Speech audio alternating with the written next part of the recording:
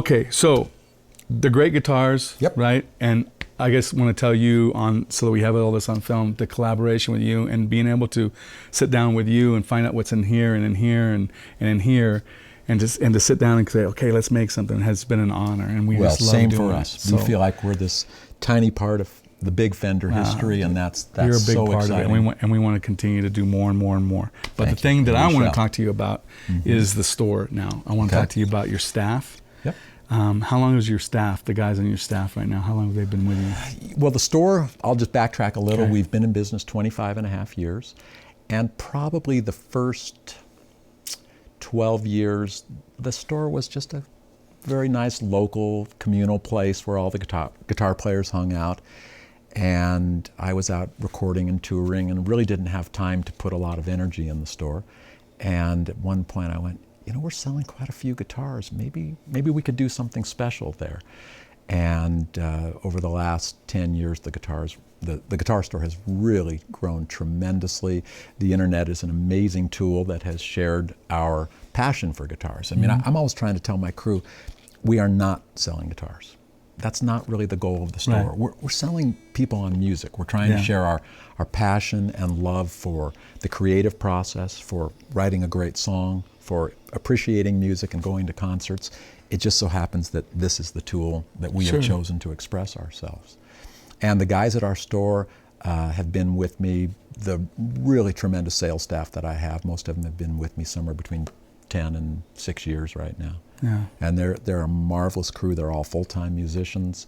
We joke that we're very untalented souls who are only good at one thing, very dimensional, and we're just consumed by music and guitars. And when you started Wildwood, tell me about that, because I think that's a great story too. Yeah, my wife, Marilyn, and I was teaching guitar and recording, and I was doing that out of our house, and Marilyn had noticed that our home looked more like a guitar store than what most people would expect out of a house.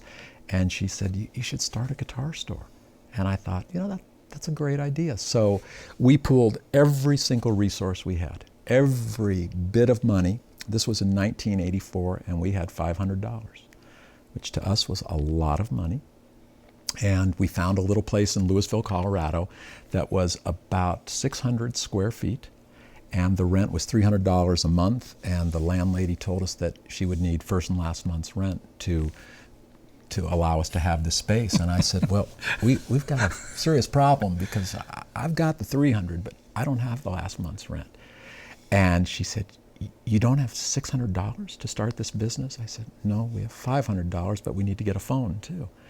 So I talked her into renting us the space. And I said, would you like us to sign a lease? And she kind of chuckled and said, I don't see any reason for a lease at this point. Oh, that's great. And it just was a real labor of love. We, over the years, grew very slowly and very carefully, because we didn't have a lot, and eventually rented the space next door, and then the space next door, and then the space next door, and actually bought 2 adjacent buildings.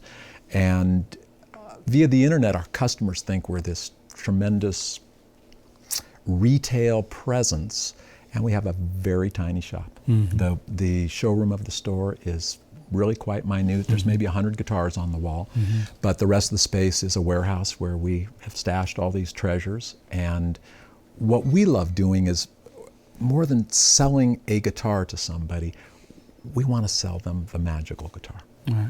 And that involves really dialoguing with the customer, finding out what style of music they are playing.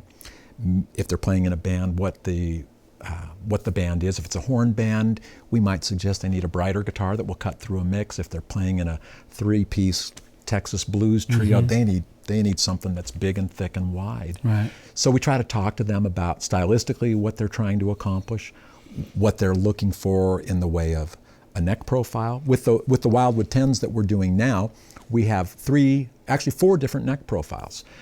Even on the Stratocasters, we offer a no-caster neck, the big, thick, no-caster U-shaped neck. We've made them with a 10 to 56 soft V, even though rosewood board Strats didn't have that V. Right. Some people like that feel. Exactly. There's customers who just have fallen in love with that neck profile, so we want to give them that on a rosewood neck guitar.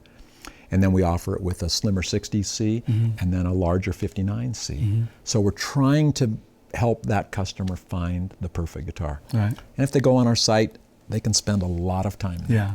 Because Well, the thing, there's a lot getting of back great to the guitars. store, when I walked through the store, the thing that I thought was cool last time when we were out here was the there's a room that you go in and it's just guitar cases, lined up and everything. Right. And I was talking to somebody the other day, and I said the thing with Wildwood, part of what makes them so successful is that when you call up there and you get one of your guys on the phone, it's like, hey, I want to get Right. An Eric Clapton Blackie, your guy says, what are you looking for? We have 30 of them. Exactly. And then they go out there and they said, let us pick you out something really, really nice. And to me, that's a big part of the success when you have that service and that selection, when you have a guy who says, hey, let me go pick you out one. Because we get people at Fender, sometimes, it's, a star or something like that, and they'll call up and say, hey, I want to come down and play a bunch of guitars. Well, we don't have a bunch of guitars. Everything in the custom shop that's on the floor is sold. Right. Some guy at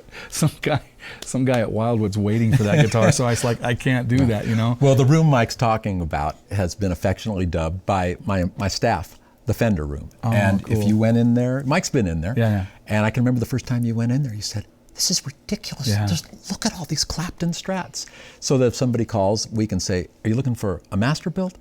A team build? Right. The Fender USA version? What color? Right. What colors? Oh, we've got 5 of that. What are you looking for sonically? Yeah. We'll go help you find that. And that's a real source of pride for all of us. And then the other part that I thought was really, really great was Ian. Yep. And what he does. Yeah. So tell me what Ian Ian does. Hendricks is our guitar tech. He's a Fender certified tech. We're trying to offer a great buying experience, and setting up the guitar properly is a huge part of that. Yeah. Now, Fender does a great job when they Sure. ship the guitar out, but we want to match the setup to the player. If that's string gauge, how much relief is in the neck, how high the strings are off the fretboard, whatever that is. So we try to communicate that with the customer. And Ian is a graduate of the Roberto Venn School of Lutheran. Oh, cool. And that's his life. And I mean, he works on all my guitars. He can take my guitars that are completely out of whack and make them special and alive again. Well, it's neat when you go in there and you see what he does. I remember last time I was here, he was working on one of these guitars, and I walked up and I just looked at it. And it's one of those things, I call these impulse buys, because it's not, you see one. It's like when we were leaving to come over and do this, Right. I said, well, where's that? What happened to that guitar? No, Remember that? Mike did. Actually, Mike kept opening cases just to look at them and taking pictures. These are pictures for his own use. Yeah. But when I saw this guitar, I was like, oh man. Yeah. And I think that's, Ian was working on a guitar last time I was here, and I just looked at it, and I have a theory.